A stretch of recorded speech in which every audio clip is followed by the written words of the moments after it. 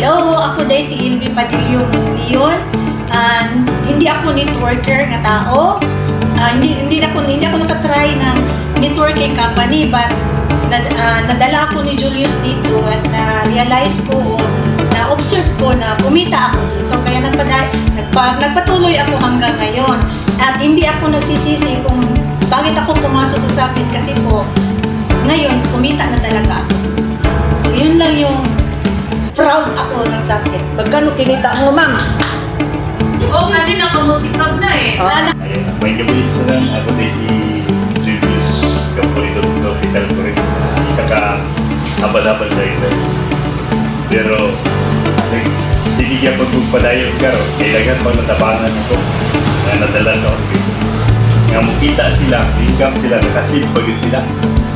Kaya karon ang akong tao rin 600 ka tao na dala. So na-income na ko rin almost 100,000. So nagpadayon ka po kay tagal pa akong makitaan. Lifetime na siya, hindi na siya yung pichungi na company. Karon, nagsige pa kong pumasahero kay ang ako pasahero na invite pa na ito magdala this. At least nakatapang ko sila.